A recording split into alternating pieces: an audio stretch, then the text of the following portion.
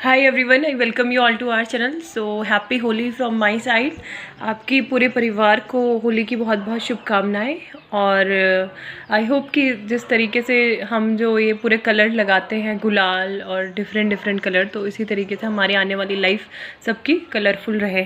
So I wish आप होली में मतलब वाटरलेस होली ये रहे, ठीक है, वाटर का यूज़ ना करें और safe Holi. So let's get started with the news. Okay. So पहली न्यूज़ डिस्कस कर लेते हैं। In hall safe houses Myanmar national press India does not send them back.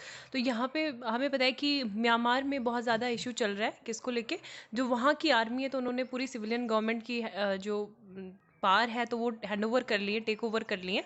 और यहाँ पे अगर हम बात करें इंडिया की, तो इंडिया जो करता है म्यांमार से बॉर्डर शेयर 1643 किलोमीटर का बॉर्डर हम इंडिया के साथ, म्यांमार के साथ शेयर करते हैं। एंड अकेले का जो मिज़ोरम का है, ठीक है, तो मिज़ोरम का कितना है 510 किलोमीटर। और जो एक फ्री मूवमेंट रिजीम है, तो इसमें क्या बोला जा रहा है कि जो भी रेजिडेंट 16 किलोमीटर मतलब दोनों ही साइड से, इधर side are allowed to move freely between the countries. ठीक है, तो ऐसा बोला गया है कि residents within 16 kilometre on इधर side are allowed to move freely between the countries and can stay up to 14 days at a stretch. ये भी है कि ऐसा नहीं है कि वो हमेशा लाइफ टाइम के लिए यहाँ पे आ जाएं, 14 दिन के लिए वो रह सकते हैं, उसके बाद जब स्थिति ठीक हो जाए तो वो अपना गो बैक कर सकते हैं। Then however the border has been sealed since the covid lockdown in March last year, although it remains so porous that movement is impossible to stop, and there are no official estimates and how many Myanmar nationals have come into India since the coup. So although a top state bureaucrat estimate their number at 700, तो मतलब ऐसा बोला जा रहा है कि 700 जो Myanmar से लोग हैं वो इंडिया में आए हुए हैं। और मिज़ोरम के जब मतलब सेंट्रल गवर्नमेंट ने ये बोला था, जो एक इन्फ्लक्स है नॉर्थ ईस्टर्न रीजन में, सारे ही उत्तर पूर्वी राज्यों को बोला गया था कि आप एक क्लोज मतलब विजिलेंट आप रहें, क्लोज वॉच रखें कि कौन कौन से कहाँ से क्या आ रहा है ना। लेकिन म्यांमार के जो मतलब मिज़ोरम के जो सीएम थे, तो उन्होंने स्पेशली मतलब एक लेटर लिखा था प्राइम मिनिस्टर को कि आप एक ह्यूमैनिटेरियन ग्राउंड पे मतलब अलाउ कीजिए, जो म्यांमार के लोग हैं उनको यहाँ पे आने से हम ना रोकें, है ना। तो ये मतापी भी एक जगह है, यहाँ पे भी मतलब 90 मतलब लोग पूरे इन टोटलिटी किल्ड हुए हैं। देन एक जो बिगेस्ट इशू चल रहा है आज के टाइम पे, अगर हम इंटरनेशनल रिलेशंस की बात करें, तो Indian crew on Suez ship all safe firm. ठीक है, तो यहाँ पे जो एक स्वेज कैनाल में एक गिवन मतलब एवर गिवन नाम है उस शिप का, तो ये क्या है, ये कंटेनर शिप जो है ये वहाँ पे स्टक हो गई है काफ़ी टाइम से, मार्च 23 से। तो यहाँ पे इंडियंस हैं, maritime solutions provider in charge of technical management of the vessel. तो इनका ये कहना है कि सारे ही मेंबर्स क्या है सेफली मतलब यहाँ पे है, all 25 crew are safe and accounted for and they remain in good health and spirits. ठीक है, तो यहाँ पे इस शिप के बारे में अगर हम ब्रीफली देखें, तो ये जो है मैमथ बहुत ही बड़ी 400 मीटर लॉन्ग शिप है, 2 lakh ton vessel owned by Shoei Kensen of Japan and operated by Taiwanese firm Evergreen Marine ran ground reportedly due to strong winds. मतलब ये बोला गया कि स्ट्रॉन्ग विंड्स की वजह से और सैंड स्टॉर्म की वजह से ये जो थी वहाँ पे स्टक कर गई। और कुछ ने ये भी बोला कि ये टेक्निकल ग्लिच था, कुछ ने बोला ह्यूमन एरर था जिसकी वजह से ये हुआ है। और एवरग्रीन वहाँ पे मतलब फंसने की वजह से जो बाकी की सारी जो ट्रेड है, क्योंकि ये one of the busiest trade root है, सुएज कैनल वाला रूट जो है, तो वो सब मतलब हॉल्ट हो गया है ना। The container ship one of the world largest has almost entirely block the narrow channel, a crucial passage, बिल्कुल नैरो चैनल है, क्रूशल पैसेज है for maritime trade between Asia and Europe and one of the world busiest trade route. ठीक है, तो ये एक important है। Some 300 ships with an estimated $10 billion worth of goods remain stranded on both sides of the blockage। तो ये भी एक इम्पॉर्टेंट है। अभी हम इसके बारे में एक बार जो कोई आर्टिकल था कल का, वो भी एक बार डिस्कस कर लेंगे। ठीक है, तो जो जो अभी न्यूज़ आ रही है वो देख लेते हैं क्या है। तो यहाँ पे सारी पॉलिटिकल न्यूज़ है, होली से रिलेटेड है। यहाँ पे 75th मन की बात हुई थी, तो यहाँ पे प्राइम मिनिस्टर का जो फोकस था वो एग्रीकल्चर सेक्टर पे था कि एग्रीकल्चर सेक्टर को क्या करना चाहिए, मॉडर्नाइज बनाने के लिए हमें और ज़्यादा एफर्ट्स करने चाहिए। और मेनली क्या था कि जैसे जैसे वाइट रेवोल्यूशन के टाइम पे हमने एक्सपीरियंस किया था, इसी तरीके से हम अभी भी कर सकते हैं। बी फार्मिंग पे ज़्यादा एम्फेसिस मतलब दिया गया है कि bee farming is becoming the foundation of honey revolution. ठीक है, तो ये sweet revolution in the country, ये इसके लिए काफ़ी ज़्यादा ज़्यादा इंपॉर्टेंट हो जाएगा। और बाकी और ये चीज़ बोला गया कि अभी हम मतलब थोड़ा इम्पोर्ट पे डिपेंडेंट है, करेंटली इम्पोर्ट्स बी वैक्स का हम करते हैं, but farmers are now rapidly transforming this situation in a way जो कंट्रीब्यूट कर रहे हैं आत्मनिर्भर भारत कैंपेन में। ठीक है, तो ये एक इंपॉर्टेंट चीज़ है। The result of the hard work, बाकी कोविड-19 वैक्सीन का मतलब किस तरीके से हमने क्या क्या किया, तो वही चीज़ें यहाँ पे बताई गई हैं। देन नेक्स्ट यहाँ पे इम्पॉर्टेंट न्यूज़ देख लेते हैं, एडिटोरियल पेज पे है। अब बिगर पैंडेमिक, तो इसमें सारा पैंडेमिक से रिलेटेड ही है कि मतलब क्या हमने लॉकडाउन में कितने सारे वर्कर्स को अफेक्ट किया था, और जो मोस्ट वल्नरेबल थे वो कौन थे, कैजुअल वेज वर्कर्स थे। और उनमें उनमें भी जो थे मतलब कुछ ही एम्प्लॉयड थे during January to March quarter. 50% जो थे joined the rank of unemployed, वो बेरोजगार हो गए, और जो दूसरे 10% थे वो मतलब लेबर फोर्स से बाहर ही हो गए। So only 1 out of 3 casual workers in urban areas could hold on to their job, with another 5% moving into this self employed category, है ना। तो ये सब चीज़ें बताई जा रही हैं। एंड जो रेगुलर सैलरीड वर्कर्स थे fared better, but even among them 10% lost jobs and another 5% moved out of the labour force. Among those who were fortunate to retain their jobs most suffer decline in earning. तो मतलब ये है कि जिसकी job थी तो वो भी क्या रहा कि डिक्लाइन, मतलब अर्निंग बेटर नहीं रही उनकी, है ना। तो ये है। नेक्स्ट जो न्यूज़ है वो देख लेते हैं। यहाँ पे है नेबरहुड टच, नेबरली टच। तो यहाँ प्राइम मिनिस्टर विजिट जो है, इसी में बोला गया है कि दिल्ली को इंश्योर करना चाहिए कि तीस्ता पैक्ट पे भी एक अग्रीमेंट कुछ होता, तो ताकि दोनों साइड के लिए एक विन विन सिचुएशन ये हो जाती, है ना। सो अभी वही सब चीज़ें हैं कि हमारी जो बांग्लादेश है ये फास्टेस्ट ग्रोइंग इकोनॉमी है इस रीजन में, साउथ एशिया रीजन में, and with social indicators that other countries including India can learn from. तो हम सीख सकते हैं, एंड हम अपना जो मतलब फुल पोटेंशियल इनका नहीं रियलाइज कर सकते ऑफ इधर द इकोनॉमिक और strategic underpinning of its look east policy. And हमने काफ़ी एक इंस्ट्रूमेंटल रोल प्ले किया था बर्थ के, मतलब बांग्लादेश का जब इमरजेंस हुआ था। And but ties between the two countries हमारे मतलब 12 सालों में अगर बात करें तो थोड़ा सा कॉम्प्लिकेटेड से हमारे रिलेशंस रहे हैं, क्योंकि अभी जो था कुछ पॉलिटिकल इनिशिएटिव ऐसे लिए गए थे जैसे लीगल इमिग्रेंट से रिलेटेड जो CAA था, सिटीजनशिप अमेंडमेंट एक्ट, है ना। तो यहाँ पे एक तरीके से बांग्लादेश में काफ़ी ज़्यादा एक फ्रॉस्ट उत्पन्न हो गया था हमारे ties, and threaten to strengthen the hands of Islamist group, है ना। अभी जब प्राइम मिनिस्टर भी विजिट पे गए तो काफ़ी मतलब 10 लोगों की वहाँ पे जान चली गई थी, मतलब वो इस्लामिस्ट जो वहाँ पे ग्रुप है तो उसने क्या किया, किल किया, है ना उनको। So PM Modi visited participate in the 50 anniversary commemoration of Bangladesh independence day and 100 birth anniversary, जो वहाँ के फाउंडिंग फादर हैं ऑफ बांग्लादेश, मुजीबुर रहमान। तो ये सब चीज़ें यहाँ पे हुई, और साथ में साइड लाइन्स में क्या चल रहे हैं अभी हमारी कंट्री में, वेस्ट बंगाल में इलेक्शन होने हैं। सो ये सब चीज़ें थी, और दैट 10 पीपल वर किल्ड, है ना। जो एक्सट्रीमिस्ट इस्लामिस्ट ग्रुप है वहाँ पे हिफाजत इस्लाम, तो ये भी काफ़ी ज़्यादा शॉकिंग था, ये बहुत ज़्यादा विरोध कर रहे थे कि ये विजिट नहीं होनी चाहिए। And the responsibility for not allowing this to negate the achievements of the visit lies both capitals. और यही सब है कि मतलब जो आउटकम था इसका वो काफ़ी ज़्यादा इल्यूसिव है, कि जो एग्रीमेंट है मतलब वाटर शेयर को लेके तीस्ता रिवर पे, वो सब चीज़ें नहीं हुई, फाइनलाइजेशन उसका नहीं हुआ, और 2011 से ये पेंडिंग में ही चल रहा है। India inability to deliver on this promises fallout of the differences between the center and West Bengal। मतलब वेस्ट बंगाल जब हमारे आपस में ही सेंटर और स्टेट के बीच में थोड़ा स्ट्रगल चल रहा है, डिफरेंसेस काफ़ी ज़्यादा है, तो ये सारी सॉर्ट आउट नहीं हो पा रही हैं, ठीक है। Then respective of the outcome of the election in the state, however it is necessary कि Delhi whatever it takes towards arriving at a pact can be a win-win for both side, कि दोनों ही साइड से होना चाहिए, है ना। और ये मतलब बांग्लादेश को हमें कन्वे करना चाहिए। और अगर क्योंकि वहाँ पे चाइना का इन्फ्लुएंस ज़्यादा बढ़ जाता है तो Delhi can take difficult decision, है ना। तो हम मतलब अपने नेबर की हेल्प करने के लिए कुछ भी इनिशिएटिव यहाँ पे ले सकते हैं। और शेयर्ड फ्यूचर इंडिया बांग्लादेश, मतलब जो पावर और डेमोक्रेसी है और अपॉर्चुनिटीज़ जो है डिफरेंट डिफरेंट सेक्टर में, ट्रेड है, कॉमर्स है, कनेक्टिविटी है, और इनका सबका हमें यूटिलाइजेशन करना है, एक साथ प्रगति की ओर बढ़ना है। और हमें जितने भी चैलेंजेस जो हमें मतलब आतंकवाद की ओर से आते हैं तो उसमें भी हमें यूनाइटेड रहना है, stay United against the challenges posed by terrorism। So there were references to fraternal ties based on equality, trust and understanding। यही सब चीज़ें हैं कि हमको मतलब अच्छे अपनी जो रिस्पॉन्सिबिलिटी है उसको भी लेना होगा।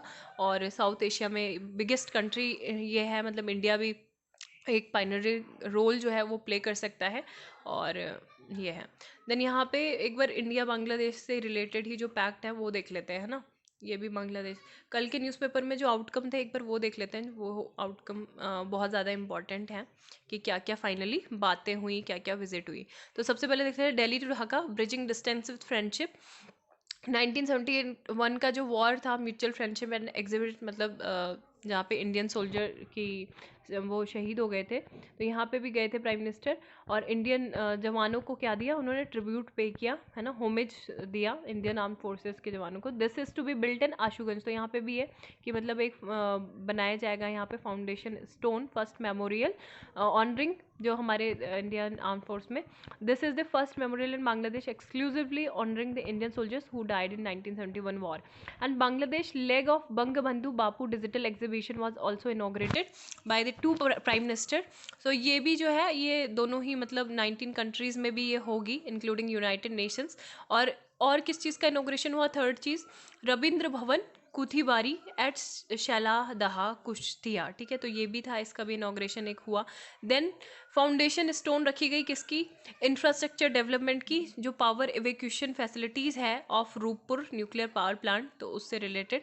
देन इनॉग्रेशन किया गया 3 बॉर्डर हाट का, ठीक है, 3 border haats at India Bangladesh border.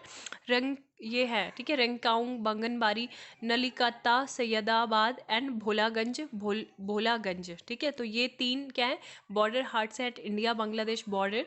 Then launch of India Bangladesh friendship stamp to commemorate 50th anniversaries of establishment. जो इंडिया और बांग्लादेश के डिप्लोमेटिक टाइज हैं उसके लिए एक ये स्टैम्प भी कमोमरेट किया गया।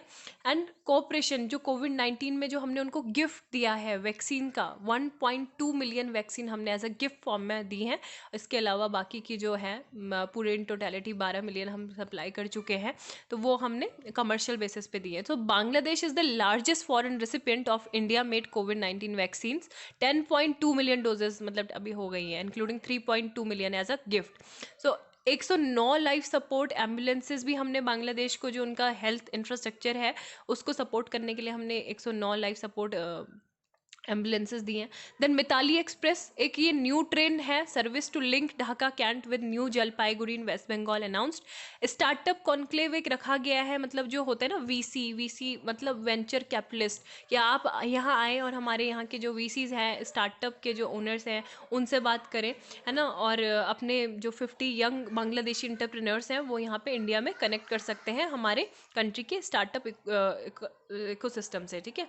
देन कनेक्टिंग थ्रू एजुकेशन, तो 1000 सुबर्णो जयंती स्कॉलरशिप जो बांग्लादेशी स्टूडेंट्स होंगे undergraduate and postgraduate programme के, तो वो भी अनाउंस की गई है। Then mutual understanding Bangabandhu chair at the Delhi university to facilitate Bangladesh studies announce. Then historic visit कहाँ पे की, ये एक टेम्पल है बहुत ज़्यादा इंपॉर्टेंट, ठीक है, Jashoreshwari temple in Shyamnagar Satkhira. He announce that India will build a community hall come cyclone shelter under grant funding government of India at Shyamnagar. तो यहाँ पे ये जशोरेश्वरी जो टेम्पल है यहाँ पे है। और एक ओराकंडी एक जगह है, तो यहाँ पे क्या करेंगे, जो बच्चे हैं उनके लिए स्कूल, प्राइमरी स्कूल एक बनाएंगे, एंड वो middle school for girls under Indian governments funding, है ना, इंडियन गवर्नमेंट्स फंड करेगी उसका। Then marking commitment of friendship, December 6 India recognise Bangladesh as an independent nation to be celebrated as Maitri Diwas, ठीक है, तो ये हमारे बीच में मैत्री दिवस ये होगा। And India was one of the first country जिन्होंने हमें बांग्लादेश को जिन्होंने रिकॉग्नाइज किया था, वो इंडिया ही था पहली ऐसी कंट्री। तो ये मैत्री दिवस 6 दिसंबर को मनाया जाएगा to commemorate 50 year of liberation of Bangladesh, 75 year of India independence, best of India best of Bangladesh exhibition और बिजनेस मीट ये भी होगी, ठीक है। Then India will participate in the first ever show, air show, जो बांग्लादेश में होगा 2022 में होगा, तो हम उसमें एयर शो में पार्टिसिपेट करेंगे। और हम जो है मिलिट्री इक्विपमेंट भी डोनेट करेंगे बांग्लादेश को, हमारी जो इंडियन फोर्सेस हैं, ठीक है, वो करेंगी Bangladesh liberation for use in museums in that country. तो ये सब चीज़ें यहाँ पे की पॉइंट्स थे जो भी इंडिया और बांग्लादेश के बीच में हुए हैं, ठीक है। तो ये एक मटुआ कम्युनिटी के मेंबर से जो मिले थे after offering prayers in the temple in Gopalganj Orakandi, और जो ओरकाकंडी है, ठीक है, तो ये एक बर्थ प्लेस है Hindu mistake figure and community spiritual गुरु का हरिचंद्र ठाकुर। तो हरिचंद ठाकुर भी, और ये ओरकाकंडी को बहुत ज़्यादा स्पिरिचुअल सेंटर बोला जाता है हिंदू में, मटुआ कम्युनिटी में। लार्ज नंबर ऑफ रेजिडेंट जो वेस्ट बंगाल के होते हैं या फिर मटुआ कम्युनिटी के होते हैं, तो वो यहाँ पे काफ़ी ज़्यादा मतलब क्रूशल भी हैं। वेस्ट बंगाल के जो इलेक्शन है वहाँ पे भी है ना, तो ये सारी चीज़ें हैं।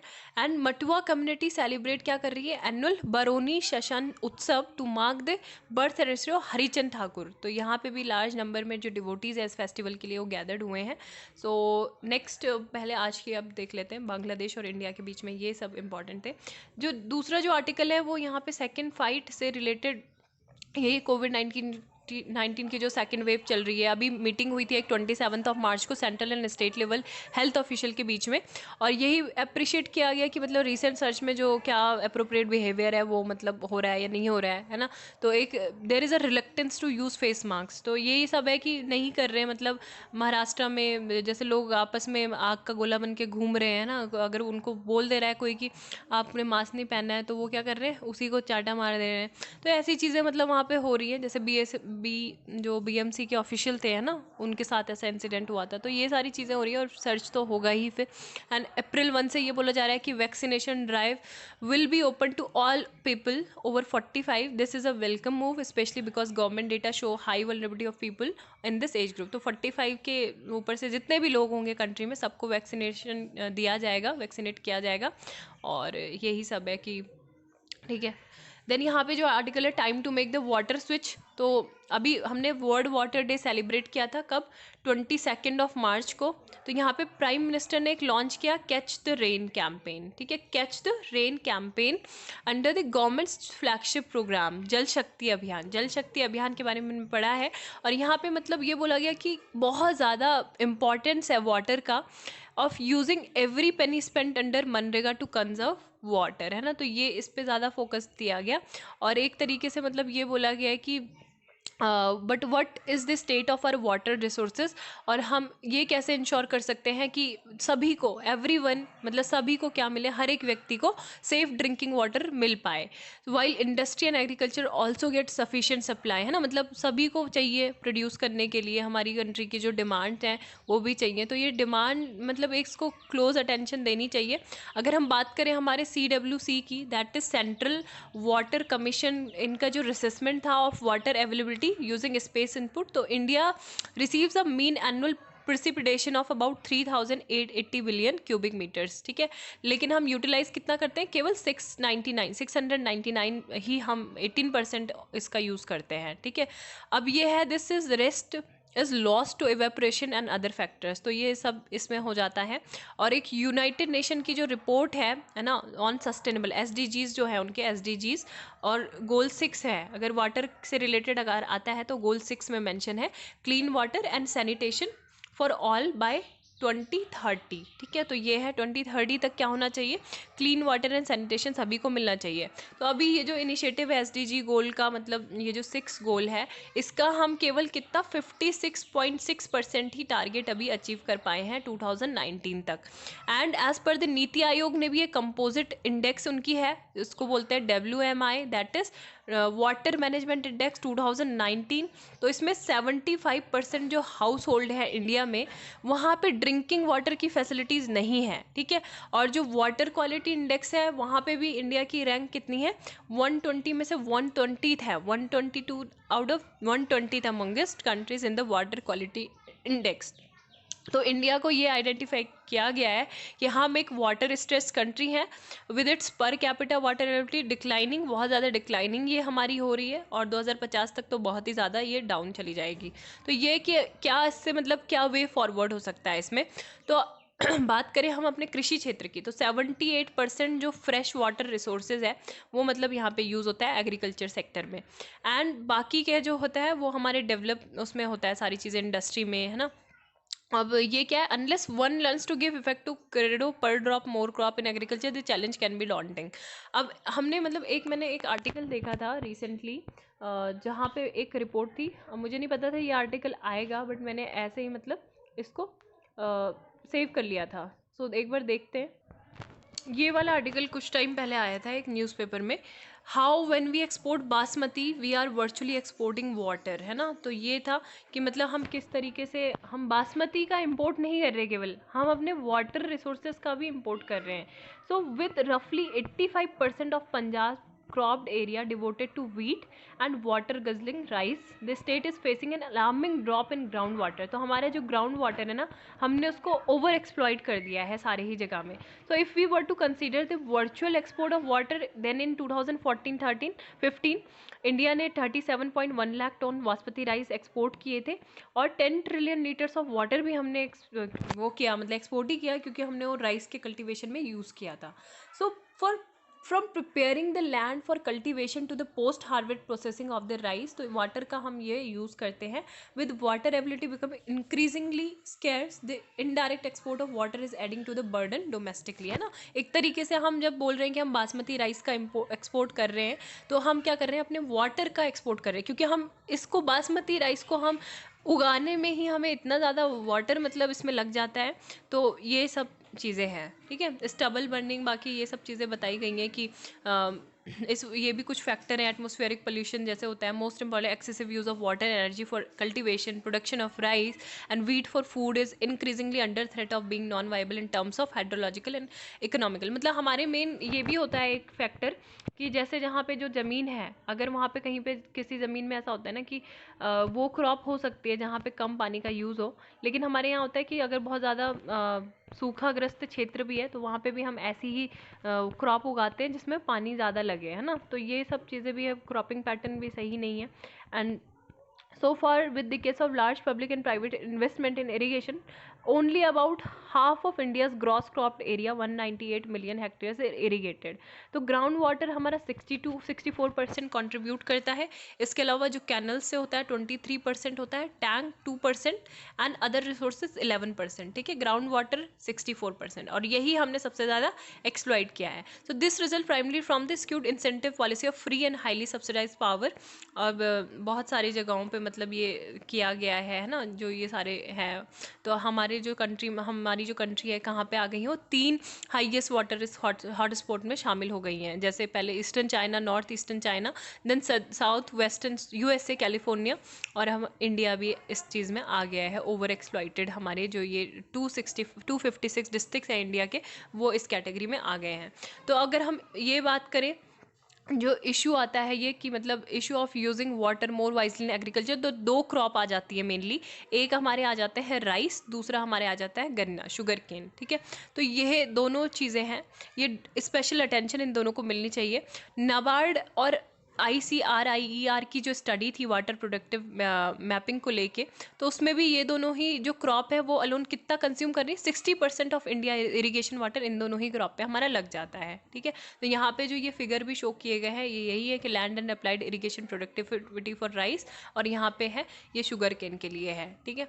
तो ये सारे डेटा हैं, और यहाँ पे बोला गया है कि ये मतलब जो टेक्नोलॉजीज़ होती हैं कि मतलब हमें एक जितना हम प्रोड्यूस कर रहे हैं उसका सेम आउटपुट मिले इन 2 क्रॉप से, with almost half the irrigation water, है ना. तो कुछ इनिशिएटिव हैं, जैसे करनाल है हरियाणा में, तमिलनाडु में, तो इन्होंने कुछ इनिशिएटिव किए थे, irrigation pilots for drip irrigation pilots for paddy, है ना. तो वो भी काफ़ी ज़्यादा हेल्पफुल हो सकते हैं. दूसरे sugar cane in Maharashtra and Karnataka and Andhra Pradesh, तो इनसे मतलब कुछ एग्जाम्पल हम ले सकते हैं. एंड एक्सटेंशन और this issue family drip system innovated by the largest drip irrigation company. तो यहाँ पे जो इसराइल बेस्ड कंपनी है नेटाफिम, तो यहाँ से भी हम कुछ सीख सकते हैं, क्योंकि इन्होंने भी लार्जेस्ट डेमोन्स्ट्रेशन प्रोजेक्ट एशिया में रमथाल कर्नाटका में एक लॉन्च किया था. और technologies like direct seeded rice and system of rice intensification, ये भी है, सब सेव कर सकते हैं 25-30% of water compare to traditional food irrigation. सबसे अच्छा तो मतलब इसराइल का हम जो किस तरीके से वो मतलब इतना डेजर्टेड वो लैंड है, फिर भी वो इतना अच्छे से अपने क्रॉप पैटर्न उन्होंने किया है, वाटर का यूज़ किया है. और यही सब चीज़ें कि ये कर सकते हैं. Overall it seems it's time to switch from the highly subsidised price policy for water power and ever fertiliser to direct income support और पर हेक्टेयर बेसिस, है ना. तो ये सब है कि हमको मतलब देखना होगा कि सिग्निफिकेंटली हमको बैलेंस बना के चलना होगा दोनों सारी चीज़ों में. देन ब्रिज टू ढाका, तो इसमें भी सब वही चीज़ें बताई गई हैं. इंडिया बांग्लादेश से रिलेटेड ही हमें ज़्यादा देखने को मिलेंगे, ठीक है. जो एक तरीके से जब मोदी की जो फर्स्ट विजिट है, ये प्राइम मिनिस्टर की फर्स्ट फॉरेन विजिट आफ्टर मतलब कोविड-19 पैंडेमिक, तो यहाँ पे दोनों ही नेबर ने फोकस किया नेबरहुड पॉलिसी पे. बंगबंधु शेख मुजीबुर रहमान, यहाँ पे मतलब उनको भी वर्ल्ड वाइड बहुत ज़्यादा देखा जाता है, एक प्रिंसिपल है मतलब सबके लिए उन्होंने सेट किया था. And neighbour came together to the link ink of the historic land boundary, जो LBA 2015 में साइन हुआ था, ठीक है। तो यहाँ पे इन्होंने, रहमान ने ड्रीम किया था कि एक बे ऑफ बंगाल जो है यूनाइटेड होना चाहिए, और मतलब क्या होना चाहिए, और Bangladesh prime minister Sheikh Hasina and India prime minister Narendra Modi, मतलब इन्होंने जो था कि एक दूसरे के बीच में एक अच्छा रिलेशन इस्टेब्लिश करके रखा। देन यहाँ पे जो अकॉर्ड है वो स्पिरिट है of cooperation and collaboration clearly highlights that India attitude and friendship of its eastern neighbor, but also touches on another crucial aspect such as a better connectivity, है ना। तो cross border trade, health, education, तो ये सारी है कि हमने पहली ऐसी कंट्री है जिसने रिसीव की कोविड-19 वैक्सीन की वैक्सीन मैत्री मिशन। तो कनेक्टिविटी जो है मोर मतलब कोर प्रिंसिपल है प्राइम मिनिस्टर मोदी की आउटरीच का बांग्लादेश में, और people to people contact 1965 cross border rail links with Bangladesh. इसके अलावा दोनों ही कंट्री 120 जो फ्लाइट्स है एयर कनेक्टिविटी की बात मतलब ये कर रही है कि एक हफ्ते में ही 120 एयर फ्लाइट होनी चाहिए, ठीक है, डबल करना है इसको, विच हैज़ अनफॉर्चुनेटली डिले हो गई थी पैंडेमिक की वजह से। और हम शेयर्ड वाटरवे की भी बात करें ताकि हम अपने ट्रेड और ट्रांसपोर्ट को और ज़्यादा प्रमोट कर सकें। और इसके अलावा एनर्जी सेक्टर की बात करें तो हम अपने इन्वेस्टमेंट को इन्हांस कर रहे हैं और कैपेसिटी को और ज़्यादा क्रिएट कर रहे हैं, as well as infrastructure for standing sub regional cooperation, power and energy connectivity, ठीक है। तो ये वाले जो सारे ही अगर इनका ऑप्टिमम यूटिलाइजेशन हो जाता है रिसोर्सेज का, तो ये दोनों ही नेशन के ट्रेड और ट्रैवल दोनों को ही बूस्ट करेगा, है ना। तो ऑयल और गैस सेक्टर में चाहे road transport, medical education, port development, space programme, artificial intelligence, civil nuclear cooperation, ये सारे एक न्यू डायमेंशन होंगे इंडिया बांग्लादेश टाइज में। तो यही सब है ना। दोनों ही कंट्री चाहती हैं कि कोलैबोरेशन हम करें। BBI Nepal Bhutan under the BBI group is yet another initiative of PM Modi in boosting regional cooperation, cross border connectivity, economic linkages, ये सारे क्रूशल रोल होंगे as the world along with India and Bangladesh. तो ये सब है, ठीक है। देन यहाँ पे एक आर्टिकल था जो बहुत ही ज़्यादा इंपॉर्टेंट था, how India identifies as regional और नेशनल। मतलब ये है कि जैसे आई एम फ्रॉम उत्तराखंड, ठीक है, तो मैं कितना मतलब बोलती हूँ कि जैसे बहुत सारे लोग बोलते हैं I am Indian, I am Uttarakhandi, और उत्तराखंडी में भी कुछ लोग का ये रहता है कि जैसे I am Garhwali, I am Kumaoni, ठीक है। तो ये मतलब अपने रीजनलिज्म को कितना % लोग क्या प्रेफर कर रहे हैं, तो यही चीज़ें यहाँ पे इस रिपोर्ट में मेंशन की गई हैं। This is pertinent question at a time when nation national identity and nationalism have taken centre stage in political rhetoric, but does not necessarily trade her regional linguistic identity for sake of claiming national identity. तो ये politics and society between election का एक collaborative study थी, लोक नीति CSDC और अजीब Premji university के बीच में 2016 में। तो यहाँ पे यही है कि पीपल की क्या प्रेफरेंसेस हैं, ठीक है। तो which identity to people relate more to, कि किससे रिलेट वो ज़्यादा कर पा रहे हैं, ठीक है। तो यहाँ पे बोला गया है कि more to their regional identity और national identity, overall nearly 1 in 3 36% related to national identity, और 30% जो है स्टेट आइडेंटिटीज़, और जो लिटिल ओवर अ क्वार्टर 27% जो पीपल हैव गिव, दोनों को ही उन्होंने इक्वली प्रेफरेंस दी है। So what does data from the state show, यही चीज़ बोली गई है कि यहाँ पे रीजनल सेंटीमेंट बहुत ज़्यादा स्ट्रॉन्गर है। अगर बात करें हम जम्मू कश्मीर की, तमिलनाडु की, मिजोरम की, उड़ीसा की, नागालैंड की, गुजरात की, तो यहाँ पे स्टेट आइडेंटिटीज़ को ज़्यादा मतलब फोकस दिया जाता है रेदर देन रीजनल आइडेंटिटीज़, ठीक है। Then some state are predominantly national in identifying themselves, जैसे बहुत सारे हिंदी हार्टलैंड है, हरियाणा, दिल्ली, MP, राजस्थान, बिहार, झारखंड। तो यहाँ पे few state outside the Hindi heartland where a high proportion of people identified themselves as Indian, ठीक है। तो ये सब बातें यहाँ पे की गई हैं। और ये है कि मतलब लोग भी लैंग्वेज के लिए मतलब फ्लेक्सिबल हैं कि वो अपनी एक लैंग्वेज, रीजनल लैंग्वेज भी बोलते हैं, उसके बाहर वो बाद में और लैंग्वेज भी बोलना चाहते हैं पब्लिक इंटरेक्शन के लिए। और we found people are almost equally divided with a little over 2/5 saying that they do not mind use any language और अ स्लाइटली हायर प्रोपोर्शन। तो आप ये थोड़ा डेटा देख सकते हैं, है ना, क्या है। बाकी सुएज कैनल से रिलेटेड ही था। और जो और इम्पॉर्टेंट है न्यूज़, एक बार ये सुएज कैनल बहुत ज़्यादा इंपॉर्टेंट है, इसके बारे में डिटेल में देख लेते हैं। Suez canal is actually the first canal that directly links the Mediterranean sea to Red Sea, है ना। इट वाज ओपन, वो तो हमने देखा है ना, मैं बार बार देखा है। It was open for navigation in November 1869, और 150 साल की मतलब ये ओल्ड कैनल है जो कंट्रोल की गई थी ब्रिटिश के द्वारा and French interested initial years. लेकिन ये 1956 में नेशनलाइज किसने कर दी थी, इसका राष्ट्रीयकरण इजिप्ट ने, मिस्र ने, ठीक है। देन सुएज क्राइसिस जो था मिडिल ईस्ट में, ये इंटरनेशनल क्राइसिस था जो 1956 में ये रप्ट हुआ था। And when the Egyptian president Gamal Abdel Nasser nationalise the Suez canal, तो तब ये हुआ था। कैनल वाज क्लोज 5 बार, ऐसा नहीं है कि पहली बार क्लोज हुई है, बहुत ज़्यादा मतलब एक बहुत पतला सा एक रूट है, तो वो हो सकता है बार बार, है ना। बहुत ज़्यादा टेक्निकल मतलब उसमें एक एक्सपर्टाइज होना चाहिए तभी वहाँ से सेफली जा सकती है, ट्रैवल कर सकती हैं जो शिप होती हैं। सो कैनल 5 बार क्लोज हो चुकी है। The last time was the most serious one since it lasted 8 years. The canal was then reopened for navigation in June 1975। 8 साल के लिए बंद हो गई थी, अभी देखते हैं कितने टाइम के लिए है। So it is one of the most world most heavily use ship lens carrying over 12% of world trade volume and crucial link है ये ऑयल के लिए, नेचुरल गैस कार्गो के लिए, being shift from east to west. And Suez canal authority जो है, इसका data है 2020 का, nearly 19,000 ships or an average 51.5 ships per day with a net tonnage of 1.70 billion tons passed through the canal। तो इस वजह से ये मेजर सोर्स है इनकम के, इजिप्ट की इकोनॉमी के लिए भी, as well as the within African country है ना। और Africa artificial sea level waterway है। और जो इजिप्ट है connect the Mediterranean sea and red sea, separates African continent from Asia, shortest maritime route है between Europe and the lands lying around the Indian and western Pacific oceans. तो ये है। Then आप ये बता सकते हो, ये जो रीजन है, which of the following is the southern most tip of Africa. Then Tigray region often seem in news belongs to which of the following. ठीक है, प्लीज बताओ। Tribal TB initiative was launch recently by which of the following. तो कौन सी ministry के द्वारा tribal TB launch किया गया है। Then Cape of Good Hope, ये तो हम देख लें। इंडिया टीबी रिपोर्ट भी मैं अभी नहीं बता रही। देन निसार था, ठीक है, the joint earth observing mission of NASA and ISRO. तो अगर ये आएगा, नासा और इसरो का जॉइंटली ये प्रोग्राम है निसार, 2022 में ये लॉन्च होगा। And from the Satish Dhawan space centre in Sriharikota, India into near polar orbit. So ये क्या होगा, स्कैन करेगा ग्लोब को every 12 days and over the course of its 3-year mission in imagining the Earth's lands, ice sheets and sea ice to give an unprecedented view of planet। ठीक है, ये detect करेगा जो भी प्लानट सरफेस पे, मतलब जो भी कुछ प्लैनेट्स के जो मूवमेंट्स होंगे जो है, उन सबको ये क्या करेगा, देखेगा, डिटेक्ट करेगा। तो एक ये भी है, ठीक है। Name NISAR is short for NASA ISRO SAR. SAR here refers to this synthetic aperture radar that NASA will use to measure changes in this, किस तरीके से मतलब सरफेस, अर्थ के सरफेस में चेंजेस हो रहे हैं, ठीक है। देन टाइगर रिलोकेशन प्रोजेक्ट जो है, ये भी अभी न्यूज़ में था, 2018 में ये स्टार्ट हुआ था। Where in 2 big cats, a male Mahavir from Kanha tiger reserve से, और फीमेल सुंदरी को फ्रॉम बांधवगढ़ फ्रॉम मध्य प्रदेश, ये रिलोकेट किया गया था Satkosia tiger reserve. Satkosia tiger reserve है उड़ीसा में, ठीक है। तो ये बहुत ज़्यादा इंपॉर्टेंट है, क्योंकि टाइगर की पॉपुलेशन इन सारे रीजन में क्या हो रही थी, रिड्यूस हो रही थी। तो इनको ही करने के लिए ये हुआ था।